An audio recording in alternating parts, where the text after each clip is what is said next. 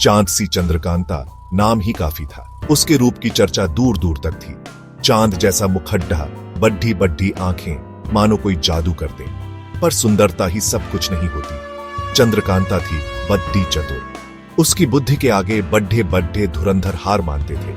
वह विजयगढ़ के राजा की बेटी थी, पर राजकुमारी होने का घमंड उसे छू भी नहीं गया था। सबके साथ प्रेम से पेश आती। दया और करुणा उसके हृदय में कूट कूट कर भरी थी। सब उसे बहुत प्यार करते थे, पर एक राज था जो उसे सबसे अलग करता था। चंद्रकांता कोई साधारण लड़ीडीहाकी नहीं थी। उसके पास कुछ ऐसी शक्तियां थीं जो उसे औरों से अलग बनाती थी। यही कारण था कि दूर दूर के राजकुमार उससे विवाह करने को आतुर रहते थे। पर चंद्रकांता किसी के लिए नहीं, सिर्फ अपने प्रेम वीरेंद्र सिंह के लिए बनी थी। वीरेंद्र सिंह नाम सुनते ही दुश्मनों के दिल कांप उठते थे। नौगरा के राजकुमार वीरेंद्र सिंह का साहस अद्वितीय था। रणभूमि में उनका शेर जैसा रूप देखकर दुश्मन भाग खड़े होते थे।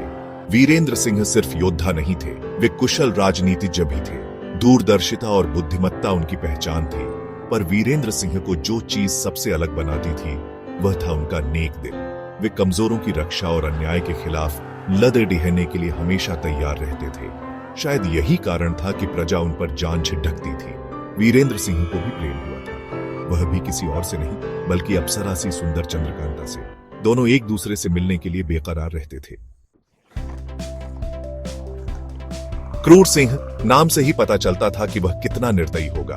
वह वीरेंद्र सिंह से चिढ़ता था, उसके साहस और प्रेम से जलता था। उसने ठान लिया था कि वह किसी भी हालत में वीरेंद्र सिंह और चंद्रकांता को एक नहीं होने देगा। क्रूर सिंह ने अपने खास आदमियों को लगाया चंद्रकांता को धोखे से अगवा करने के लिए। उसने चालाकी से जाल बिछाया, पर चंद्रकांता कोई मामूली लदरढाकी नहीं थी। उसने अपनी बुद्धिमानी से खुद को बचाया और क्रूर सिंह के जाल को तोड़ा दिया। क्रूर सिंह की चाल विफल हो गई। वह क्रोध से आग बबूला हो गया, पर वह हार मानने वाला नहीं था। उसने और भी खतरनाक योजना बनानी शुरू कर दी।